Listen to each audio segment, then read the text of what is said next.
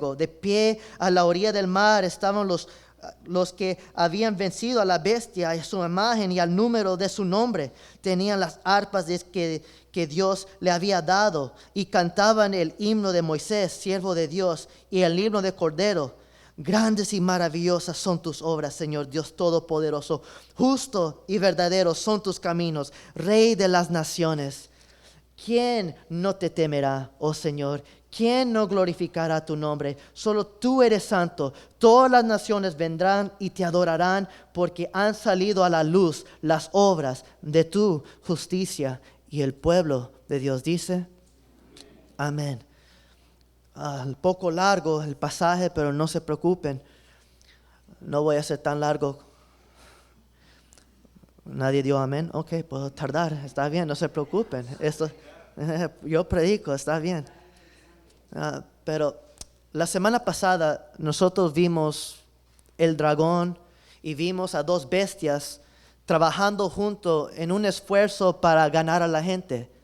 Y parecía que lo que hacían es correcto y bueno, por esa razón decimos hoy en día, lo que es bueno lo llaman ¿qué?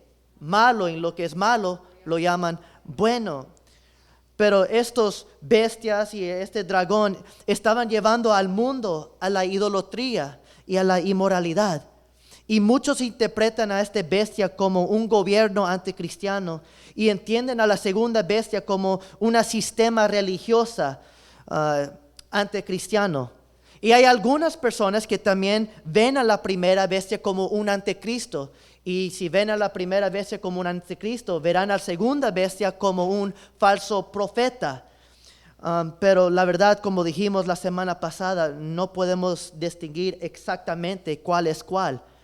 Pero algo que sí podemos ver es que todos que se oponen contra este sistema, contra el dragón, contra estas bestias, hay un precio que pagar. Y todos los que se oponen a adorar a este dragón y a la bestia, Apocalipsis capítulo 13, versículo 5 dice esto: se le permitió infundir vida a la imagen de la primera bestia para que hablara y mandara matar a quienes no adoran a la imagen. Quisiera que anoten esto conmigo hoy en esta mañana. Siempre habrá un precio que pagar por los creyentes que no adoran a los ídolos de este mundo. La vida no será fácil en este mundo cuando luchas con la idolatría de este mundo. Simple y punto. Satanás matará a todos los que lo niegan y él marcará a todos los que le pertenecen a él. Literalmente se han propuesto cientos de diferentes interpretaciones de lo que significa el 666. Y como mencionamos la semana pasada, nadie puede decir exactamente qué significa. Pero no importa la significancia, lo que importa de este número es que todas las personas en esta tierra, hoy en esta mañana, tú le perteneces a Dios o tú le perteneces a este mundo. Simple y punto. No se quiebren la cabeza qué significa el 666 si lo están instalando hoy en día a través de la vacuna. Preocúpense si tú le perteneces a Dios o si tú le perteneces a este mundo. Y Satanás a lo largo de la historia y hasta hoy en día, él está engañando a muchos con palabras amistosas, ideologías seductoras, políticas económicas y religiones atractivas que sutilmente alejan a las personas de la adoración del verdadero Dios, al único Dios, por toda la eternidad. Y así es como el dragón obra a través de estas bestias. Y juntos, cuando esta visión nos llevan a un punto bajo, cuando todo se parece mal en Apocalipsis capítulo 13, Apocalipsis capítulo 4 anima a los creyentes hoy en esta mañana. Porque hay muchas personas que dirán, este mundo se está poniendo peor y peor. Pero iglesia, llegará un día que las cosas serán mejor.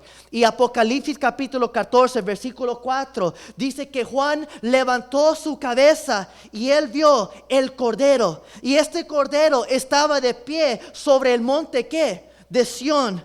Y en compañía de 144,000 personas que llevaban escrito en el frente el nombre del cordero y de su padre.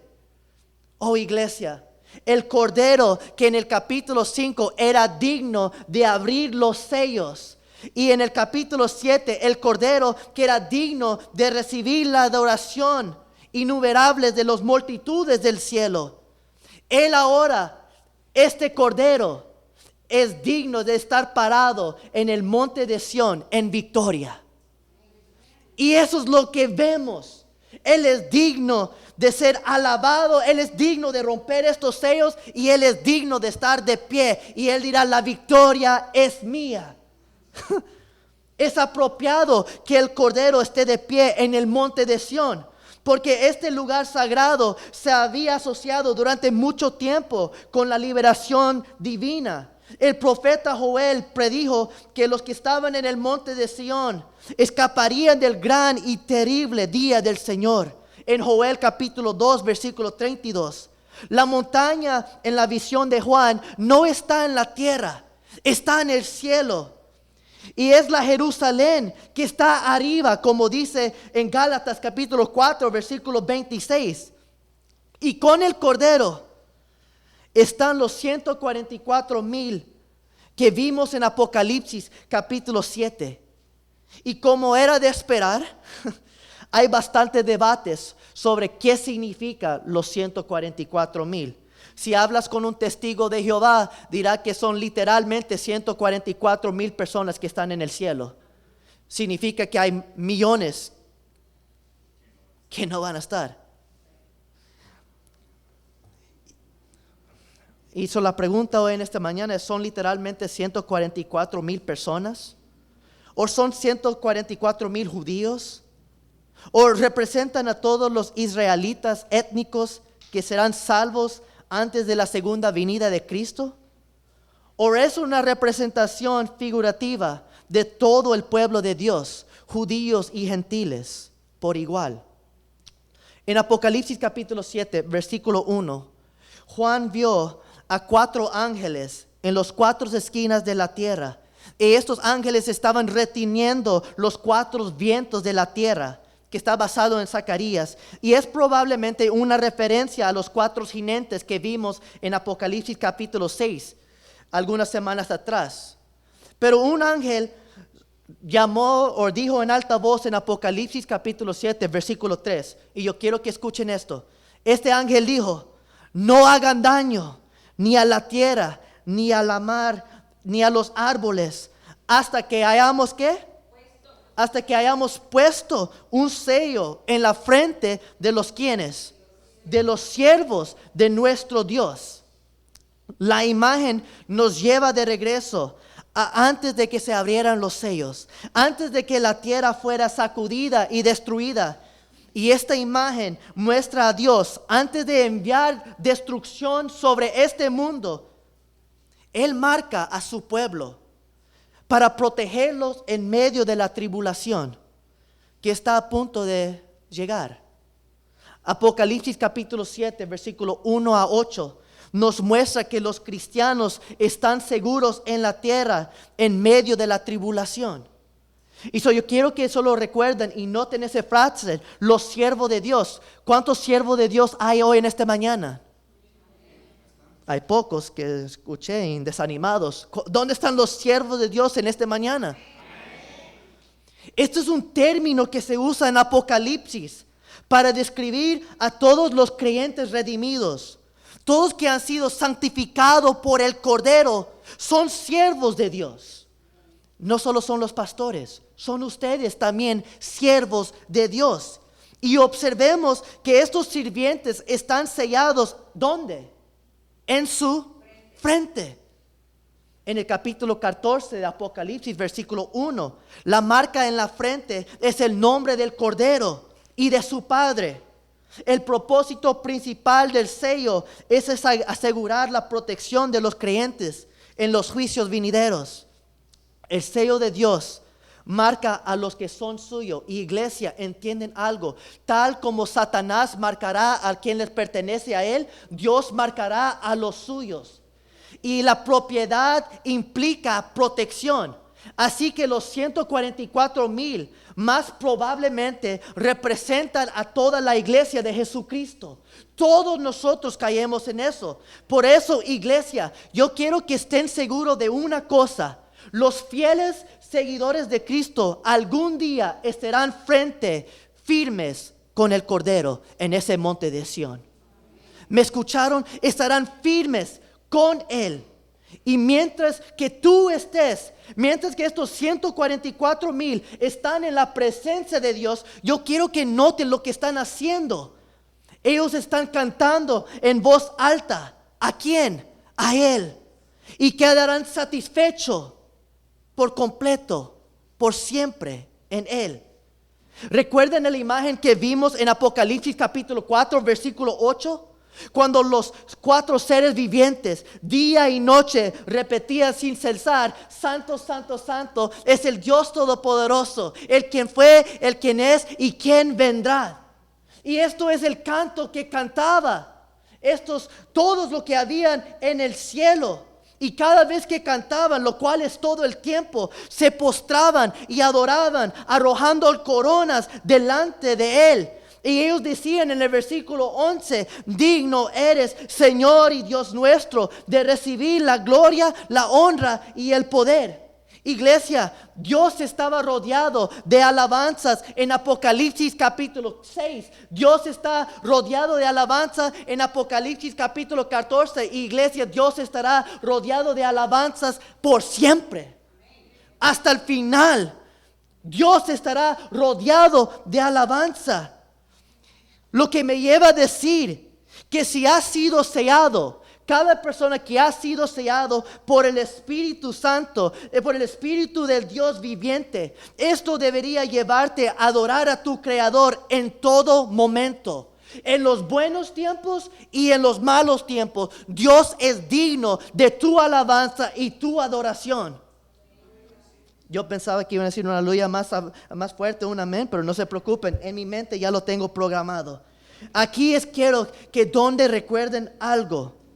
Cuando tú y yo nos reunimos como iglesia en adoración, lo que estamos haciendo en este lugar es una expresión terrenal de una realidad celestial. Iglesia, el cielo es un lugar de adoración y el pueblo de Dios lo adorará por la eternidad. Es mejor que comiencen a practicar adorar a Dios aquí en la tierra cuando llegue ese día, cuando estés en su presencia. Y para aquellos que cuestan aplaudir, levantar su mano, aquellos que tienen pena, yo tengo una pregunta: ¿cómo lo harás en el cielo? Quizás será bueno para nosotros ponerlo en práctica ahora. Le cantaremos un cántico nuevo. Y iglesia, no tendremos hambre ni sed por nada más que solo Cristo Jesús. Y una vez más, Juan nos da una imagen de la iglesia en medio de los desafíos de este mundo. Y lo hace por una razón. Yo quiero que miren conmigo el versículo 4 de Apocalipsis capítulo 14. Esto es lo que dice: estos se mantuvieron puros, sin contaminarse con ritos sexuales. Son los que siguen el Cordero por donde quiera que va. Fueron rescatados como los primeros frutos de la humanidad para Dios y el Cordero. Juan anima, iglesia, a los lectores de entonces y ahora a ser fiel, a seguir fielmente al Cordero en medio de la idolatría y la inmoralidad de este mundo. Y es por eso, incluso en el capítulo 13, justo después de describir a la primera bestia, Juan se detuvo y dijo en el versículo 9 de Apocalipsis capítulo 13, versículo 9, él dijo esto: el que tenga oídos, que oiga. Versículo 10, el que debe ser llevado cautivo, ¿a la qué? A la cautividad irá. Y el que debe morir a espada, a filo de espada, morirá. Juan dijo, es, iglesia, y será costoso seguir a Cristo en este mundo, pero no se rinden. Incluso si eso significa ser asesinado, aférrate a tu fe. Incluso si eso significa que perderás tu trabajo y no ganarás el mismo cantidad de dinero, aférrate a tu fe. Incluso si eso significa que estarás oprimido o estarás en aislamiento o estás encarcelado por el nombre de Cristo, iglesia, no se rinden. Aférrate a tu fe. Sigan al Cordero. Sigan a aquel que es digno de tu alabanza y de tu oración y de tu vida. Siguen al Cordero. No se rinden. Ahora, algunos se podrían estar preguntando, bueno, Nelson, usted dijo que los siervos de Dios fueron sellados por Dios y el sello significa protección y propiedad. Entonces, ¿cómo es que los siervos de Dios tienen que sufrir? ¿Cómo es esa seguridad para el pueblo de Dios si están siendo perseguidos o asesinados? Iglesia, ¿entienden algo? Dios planea la persecución de su pueblo. Nosotros sufriremos aquí en esta tierra. Jesús le dijo a sus discípulos estas palabras en Mateo capítulo 24, versículo 9. Él dijo esto: entonces los entregarán a ustedes para que los persiguen y para que los maten. Y les odiarán todas las naciones. ¿Por causa de qué? Por causa de mi nombre. Versículo 14 del mismo capítulo dice: y este evangelio del reino se predicará en todo el mundo como testimonio a todas las naciones, y entonces vendrá el fin. Iglesia, y aunque Dios planea la persecución de su pueblo, y aunque nosotros sufriremos aquí en este mundo, eso no significa que Dios no cumple su palabra. Dios es un Dios fiel y justo, y un Dios que cumple lo que Él promete. Y si Él promete protección, protección obtendrás. Pero no serás como tú lo piensas. ¿Recuerdan los 144,000? ¿Se recuerdan de lo que hablamos? En el capítulo 7 ellos fueron sellados. Y yo quiero que vean lo tan precioso que es Dios. 144,000 fueron sellados en Apocalipsis capítulo 7. Y yo quiero que contesten esta pregunta. ¿Y cuántos están allí con el Cordero en Apocalipsis capítulo 14? ¿Cuántos están ahí con él? 144,000. Esto significa esos 144,000 que estaban en Apocalipsis capítulo 7, que caminaron por la persecución, que caminaron por tribulación.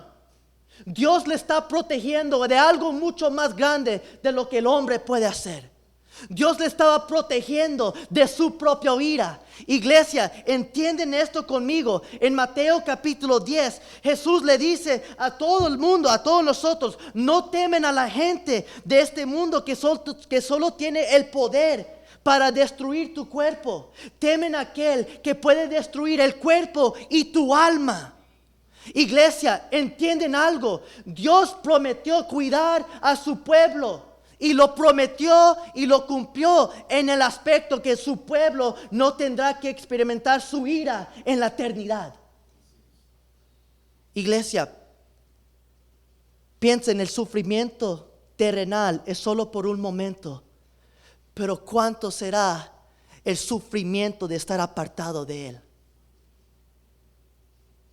Prefiero sufrir un momento que sufrir millones de años. Y tú puedes sufrir y morir como testigo de Dios. Pero iglesia, tú estarás salvo de la ira de Dios para siempre.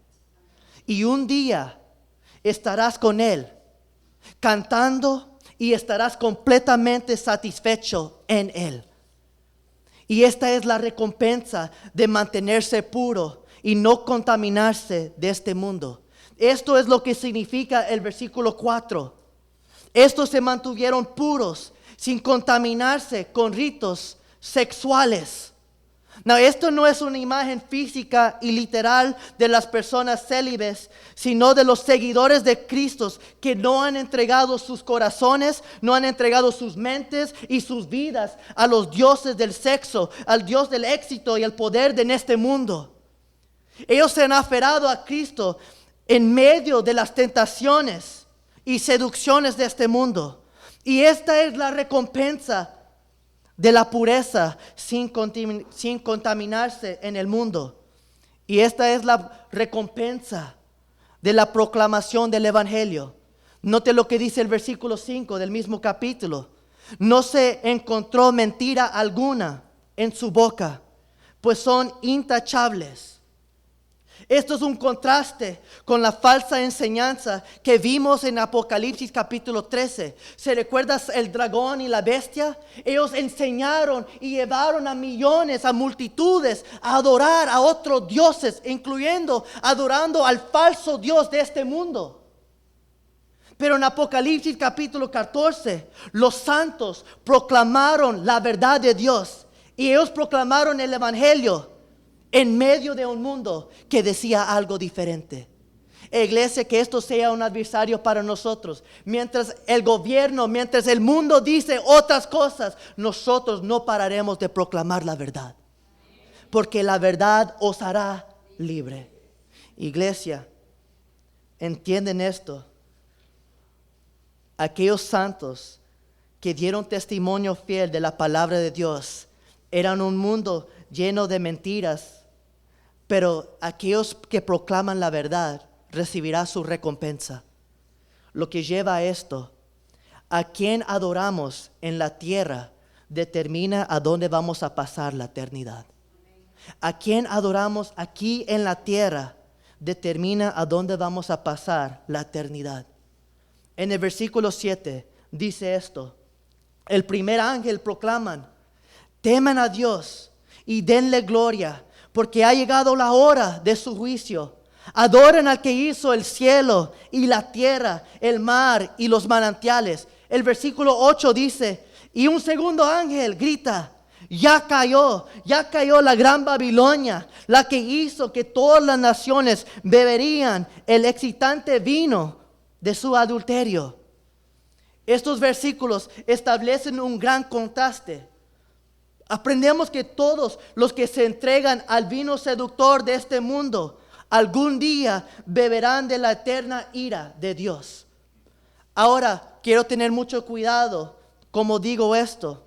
No estoy diciendo, ni este texto está diciendo, que si bebas un vaso de vino experimentas la ira de Dios. Eso no está diciendo la palabra de Dios. Pero cuando miras el versículo 8 y ves que la palabra dice la gran Babilonia, ves una imagen que veremos en los siguientes capítulos, específicamente el capítulo 18 y 19, donde Babilonia simboliza la inmoralidad de este mundo en todos sus aspectos, particularmente en forma de inmoralidad sexual. Esta imagen es exactamente lo que vemos en toda nuestra cultura hoy en día. Personas que se entregan, que beben los placeres sexuales y persiguen este mundo, pensando que aquí es donde se encuentra la satisfacción y el deleite. Iglesia, quisiera solo decirle, y Apocalipsis está gritando fuerte y claro: esa copa resultará vacía. Esa copa de vino que ofrece el mundo no satisfacerá tu alma y no satisfacerá el sed que nuestro alma anhela. Solo te llevará a la destrucción. Sin embargo, esa copa resultará vacía. No puede satisfacer. De hecho, hará lo contrario. Y solo quiero decir en este momento, puede ser también que el vino de este mundo te satisface, pero solo será por un momento. Será temporal. Pero escuchen, y aquí viene la advertencia: aquellos que disfrutan el vino de este mundo detestarán la bebida que tomarán en la eternidad. Tú beberás y recibirás la ira de Dios. ¿Escucharon? Y yo sé que algunos me están viendo como, ¿qué? ¿De qué estás hablando? Solo noten el versículo 10 y del 11 del mismo capítulo. Noten lo que dice: aquellos que rechazan a Dios, aquellos que disfruten de la gran Babilonia, ellos beberán también ¿de qué? Del vino, del furor ¿de quién? ¿Escucharon? Beberán del vino, del furor de Dios, que en la copa de su ira está pura, ni diluido. Será atormentado con fuego y azufre, y en presencia de los santos ángeles y del Cordero. Versículo 11: y el humo de este tormento sube por los siglos de los siglos, y no habrá descanso ni de día ni de noche para el que adora la bestia y su imagen, ni para quien se deje poner la marca de su nombre. Por favor, escuchen, amigos que no han tomado la decisión a seguir a Cristo. Este es el destino de todos los que viven para este mundo. Esto es el destino para todos aquellos que viven por los placeres sexuales, las posiciones materiales y las búsquedas egoístas de este mundo. Iglesia, no compren la idea de que sus acciones de hoy no tendrán consecuencias mañana. Hay muchas personas que creen que sus acciones hoy no tendrán consecuencia. Sin embargo, hay muchas veces que vemos las personas hacer las cosas malas y no vemos que ellos sufren. Pero déjeme decirte, llegará su recompensa al fin. Dios es un Dios fiel y justo, y Él sabe lo que hace. Pero yo quiero que escuchen, porque las consecuencias serán eternas, interminables, y que atormentarán el alma. El versículo 11 dice: el humo de ese tormento sube por los siglos de los siglos. Hay algunas personas que me han dicho, me han hablado en privado, me han dicho: Nelson, ¿no te cansas de predicar del infierno? ¿No te cansas de hablar de eso? Ya hable de un tema diferente. Habla de misericordia, habla de gracia. Iglesia, ¿entienden algo? Mencionar y hablar del infierno es la gracia y misericordia de Dios para ti en esta mañana. Porque tal como hay un cielo, hay un lugar de sufrimiento que es para siempre. Y yo también he escuchado personas decir: bueno, el infierno no es un mal lugar para estar. Después de todo, si todas estas personas que lo han vivido en el mundo van a estar allí, podría ser divertido. Pero amigos, déjeme decirte, no te dejes engañar. El infierno no será un lugar que vas a disfrutar. Será un lugar de atormento para tu alma, que será para siempre. George Whitefield dijo estas palabras, y escúchenme bien: el tormento de arder como un carbón lívido, no por un instante o un día, sino por millones y millones de edades, y al final de los cuales te darás cuenta de que no estás más cerca del final que cuando primero comenzando, y nunca jamás serás. ¿Escucharon? El tormento del arder como un carbón lívido, no por un instante o un día, sino por millones y millones de años, al final de las cuales te darás cuenta de que no estás más cerca del final que cuando primero comenzando, y nunca jamás serás.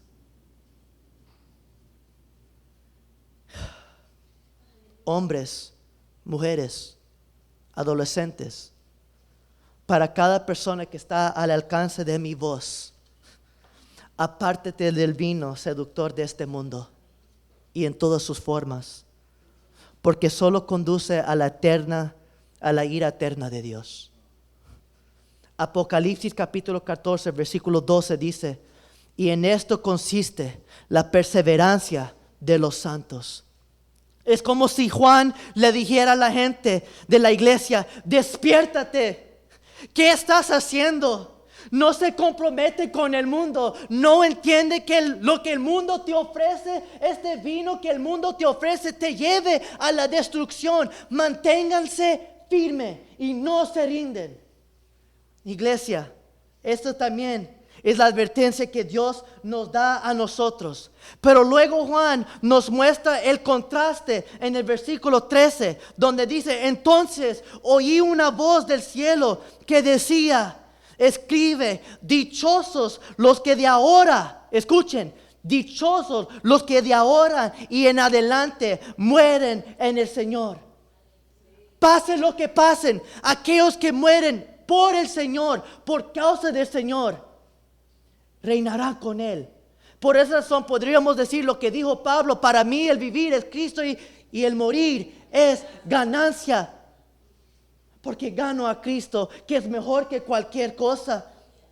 Sí dice el Espíritu, escuchen, ellos descansarán de sus fatigos tareas, pues sus obras los acompañarán.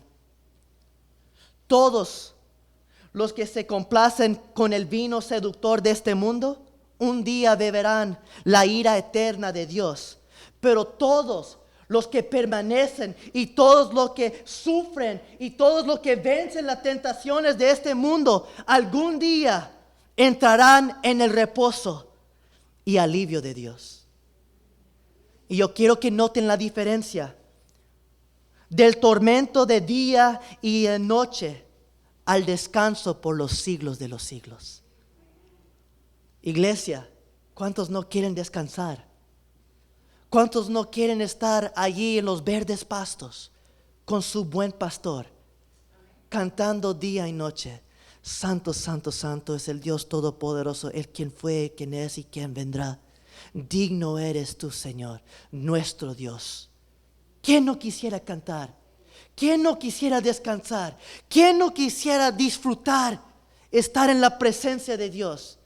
Y no solo por un día, por una eternidad. Hay pocos amenes. Pero entienden esto, iglesia. Y solo quisiera decir sinceramente, no es fácil apartarse de las tentaciones de este mundo. No es fácil permanecer. No es fácil aguantar. No es fácil perseverar. Pero mayor es el que está en ti que el que está en el mundo. Y todos los que han sido sellados por el Espíritu de Dios podrán vencer en este mundo. Y por esa razón, tus obras los acompañarán. Por eso a quien adoras, aquí en la tierra, no solo con tus labios, sino con tu vida, determina a dónde irás por la eternidad. Iglesia, y la eternidad está cerca para todos nosotros. Nadie sabe su hora, nadie sabe su día. El tiempo pasa. Los años son como los minutos. Y los minutos pueden sentirse como un año. Pero nadie sabe el tiempo de Dios. Y yo quiero decir lo que me lleva a decir hoy en esta mañana. El juicio de Dios es inevitable y es intenso. Ahora en el final del capítulo, versículo 14 al 20, tenemos dos visiones de cosecha. Una cosecha de trigos y una cosecha de uvas. Y tengo que ser sincero, yo no sé nada de esto. Nunca he cosechado nada en mi vida, yo solo corto la mala hierba. Pero quiero que entiendan algo. Cuando Cristo regrese, Él va a venir por su cosecha.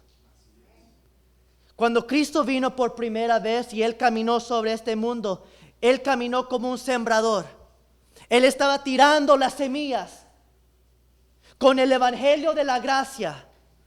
Pero iglesia, entienden algo, que aquel que sembró regresará por su ¿qué? Por su cosecha. Y la cosecha se usa como una imagen de juicio. Y aquí veremos el cosechador. Yo dije una palabra en el último servicio equivocado. El cosechador. Separar al santo con el pecador. En el versículo 15 al 16 de Apocalipsis, el mundo se describe como un campo que está listo para ser cosechado. Y el Señor toma su hoz y cosecha el campo. Y lo que estamos viendo en estos versículos es de un cumplimiento de una parábola que Jesús habló en Mateo capítulo 13, versículos 24 al 13. Y no lo vamos a leer porque lo hubieran leído en las células. Y si no van a ninguna célula, le invito que por favor acompañen y se reúnen en una célula. Pero Jesús contó la parábola del trigo y la ¿qué? La cizaña, right? Y es la historia de un granjero que sembró un campo de trigo, esperando obtener una cosecha abundante. Pero su enemigo vino y sembró cizaña entre su trigo. Los sirvientes querían arrancar la cizaña, pero el granjero sabía que hacerlo destruiría ¿qué? El trigo. Los sirvientes querían arrancarlo, pero se aparecen. Pero el granjero sabía que arrancarlo destruiría el trigo. Su consejo era que ambos crecerían juntos hasta el momento de la cosecha. Y luego la cizaña se podría recolectar y quemar, y el trigo se podría recolectar y colocar en el granero.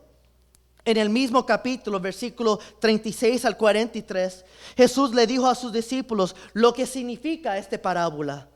La buena semilla representa a los creyentes genuinos, mientras que la cizaña representan a los falsos creyentes. La buena semilla representan a los salvados y la cizaña representan a los perdidos. El problema con el trigo y la cizaña es que no se pueden distinguir los dos mientras crecen. El cizaña se parece al trigo a medida que madure. Y como pueden ver en la imagen, en la pantalla, parecen. Y un poco costoso a distinguir. La diferencia entre las dos plantas se hace evidente cuando se acerca el momento de cosecha. La cabeza o el parte superior de la cizaña se vuelve negra y se mantiene recta. Está lleno de pequeñas semillas negras que pueden causar náusea o incluso la muerte. Pero el trigo, por el otro lado, tiene una espiga llena de granos pesados de trigo. Y estos granos hacen que la cabeza de la planta del trigo se dobla hacia la tierra. Es más fácil distinguir cuál es cuál cuando ya están ¿qué? Cuando ya están maduros, cuando ya llegó ese tiempo. La imagen es clara, iglesia, de que Cristo un día cosechará a todos los santos que confían en Él. Y quisiera decir estas palabras que son fuertes. ¿Cuál eres tú? ¿Eres un trigo o eres un cizaña? No podemos notar. No hemos madurado. Pero cuando llegue el tiempo de cosechar, veremos quiénes son quién. Iglesia, escuchen. Yo sé que se escucha fuerte, pero Cristo apartará a aquellos que le pertenecen a Él, y aquellos que viven para este mundo serán aplastados y quemados. Al mismo tiempo, Cristo Jesús pisoteará a todo pecador que se aleja de Él. Y perdón por esa palabra, sé que se escucha fuerte, pero es el lenguaje que se requiere en este texto. En el versículo 18 al 20, dice así: del altar salió otro ángel que tenía autoridad sobre el fuego, y él le gritó al que llevaba la hoz afilada: mete tu hoz y corta los racimos del viñedo de la tierra, porque sus uvas ya están ¿qué? Maduras. El ángel pasó la hoz sobre la tierra, recogió las uvas y las echó en el gran lagar de la ira de Dios. Las uvas fueron exprimidas, fueron de la ciudad, y del lagar salió sangre, la cual llegó hasta los frenos de los caballos, en una extensión de 300 kilómetros. Iglesia, ¿hay alguna representación más gráfica del juicio que los incrédulos siendo aplastados como uvas? Una vez más, se nos da una imagen de un mundo destinado para el juicio. Este mundo ha rechazado a Jesús. Han rechazado la vida verdadera. ¿A quién que es la vida? Se han apegado a la vida de este mundo y han bebido profundamente del vino del pecado. Y este mundo ha rechazado a Dios y ha rechazado a su Hijo Jesucristo. Pero un día Él vendrá y Él lo enfrentará en su juicio. Y esta es la misma imagen que Isaías pinta del rey venidero en Isaías capítulo 63, versículo 1 al 6. Jesús viene en ira y juicio y nadie podrá escapar de su juicio. Los enemigos de Dios, iglesias, serán arrojados al lagar de la ira de Dios y serán juzgados. Damas y caballeros, no se confundan con todos estos versículos y todos estos símbolos a lo largo de este libro, porque la esencia de este libro y de estas visiones es clara. Cada persona en esta sala, cada persona aquí y cada persona en este mundo, iglesia, se encontrará un día cara a cara con el juez de jueces. Y escúchenme, estarás ante Dios solo, usted mismo. Allí nadie podrá defenderte. Mi papá, mi mamá no me podrán defender. Cada persona aquí estarán ante el juez. Y estarás ante Él con todo tu pecado y recibirás lo que mereces, la muerte eterna para siempre. O estarás ante Dios, el juez, con tu abogado Cristo Jesús, quien fuiste comprado por sangre del Cordero. ¿Habrás vivido por los caminos de este mundo o habrás perseverado en la palabra de Dios? Iglesia, ¿cuál serás tú en ese día? Y si nunca has confiado en Jesucristo como lo único que puede salvarte de tu pecado, yo le insisto en esta mañana que lo hagan hoy. Sin embargo, que lo hagan ahora mismo, en su corazón. Confían en Él como aquel que ha tomado el precio para ti. Aquel que derramó su sangre para que el tuyo no fuera derramado. Confía en Él y aférrate a Él. Síguele a Él como tu Señor y como tu Salvador. Él es el camino, Él es la verdad y Él es la vida.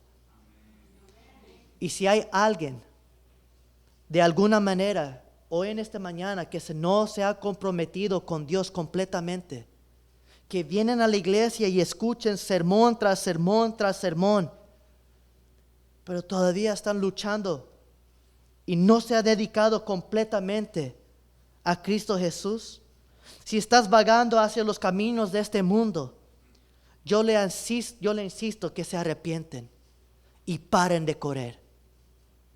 Paren de beber de este vino de este mundo. Arrepiéntese y persevera, porque el día viene y el día vendrá y nadie se podrá escapar de ese día.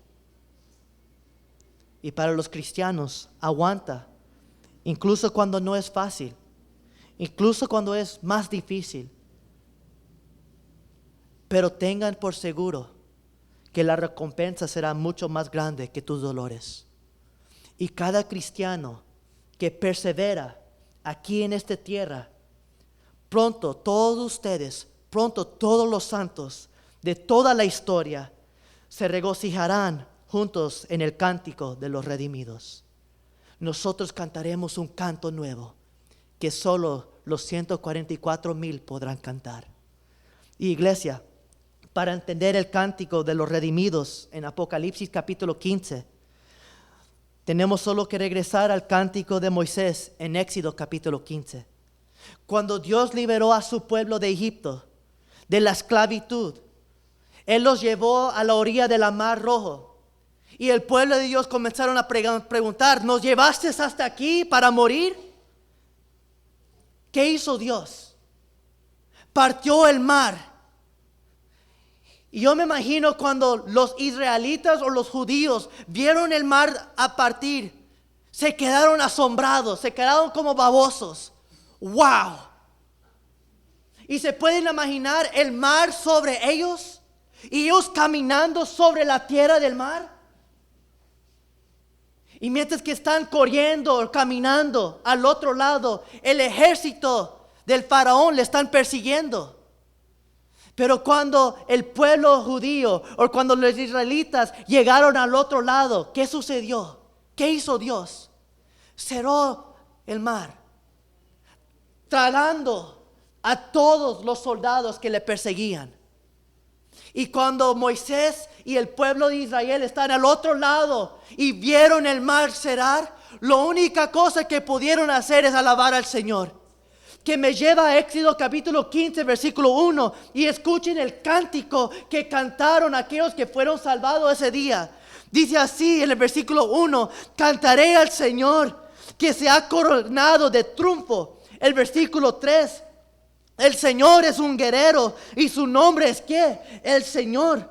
Versículos 6 al 7 dice: tu diestra, Señor, reveló su gran poder. Tu diestra, Señor, desapadeció al enemigo. Fue tan grande tu victoria que derribaste a tus oponentes. Diste rienda suelta a tu ardiente ira y fueron consumidos como rastrojo. El versículo 18: y el Señor reina por siempre y para siempre. Iglesia, y esta es la canción que tú y yo cantaremos algún día. Pronto los cristianos conquistadores gritarán al considerar las obras incomprensibles de nuestro Señor. Diríamos lo que dice Apocalipsis capítulo 15 versículo 10: grandes y maravillosas son tus obras, Señor Dios Todopoderoso. Eso será el canto que tú y yo estaremos cantando en el cielo. Grandes son tus misericordias, grandes son tus obras, Dios Todopoderoso, el quien fue, el quien es y quien ha de venir. Iglesia, ¿entienden esto? Un día miraremos hacia atrás y veremos cómo finalmente se desarrolló toda la historia y alabaremos a nuestro Dios sobre por qué esto o aquello en este mundo. No, yo entiendo que hay personas hoy en esta mañana quien se han hecho la pregunta: Dios, ¿por qué esto me está pasando? ¿O por qué esto ha sucedido? ¿Por qué esto me ha pasado a mí? Iglesia, yo sé que hay preguntas que quisiéramos preguntar, pero en ese día en el futuro, cuando estemos ante Dios, nadie estará preguntando a Dios: Dios, ¿por qué esto y esto sucedió? ¿Sabes lo que tú estarás haciendo ahí en el cielo? Dios, tú eres grande, tú eres asombroso, y gracias, Señor, porque aunque tú me traíste por ahí, tu mano siempre estaba conmigo. Aunque yo pasé por el fuego, no me quemé, oh Dios. Y aunque pasó por el agua, no me ahogué, oh Dios. Tu mano siempre estaba conmigo. Y Padre, no vengo a decir por qué esto y esto y esto. Solo diré cuál grande era tu poder, Señor, en medio de esa circunstancia. Iglesia, tú no vas a estar preguntando eso. Tú solo estarás alabando y diciendo: Dios, tú sí eres grande y fuiste grande. Y tú sabes lo que estabas haciendo. Aunque yo no entiendo y aunque no entendía en ese momento, entenderé que tú eres soberano sobre todo. Iglesia, cantaremos al final: ¿quién no te temerá, oh Señor? ¿Quién no glorificará tu nombre? Solo tú eres santo, y todas las naciones vendrán y te adorarán, porque han salido a la luz las obras de tu justicia. ¿Quién no te temerá? Bueno, hay algunos que temerán del Señor. ¿Quién no glorificará tu nombre? Toda rodilla se tendrá que doblar ante Él. Pero quiero que escuchen. Algunos adorarán libremente, con gozo y con alegría. Otros adorarán por fuerza y obligación. ¿Cuál serás tú? ¿Quién no te temerá? ¿Sabes quién no temerá del Señor? Aquellos que han sido redimidos por la sangre de Cristo. Porque cuando llegue ese día, Él dirá: hijo, hija mía, fiel has sido. Entre, disfrute mi presencia. Estás en casa. Y iglesia, piensen. Y todas las naciones vendrán y te adorarán, porque han salido a la luz. Cada persona que ha sido santificado por el sangre de Cordero un día caminaba por tinieblas, pero ahora caminan en luz. Y alabado sea el nombre del Cordero. Ayer, hoy.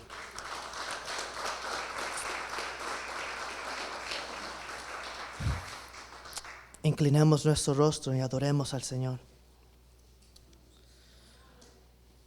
Padre, te damos gracias porque tú eres soberano y tú eres sobre todo.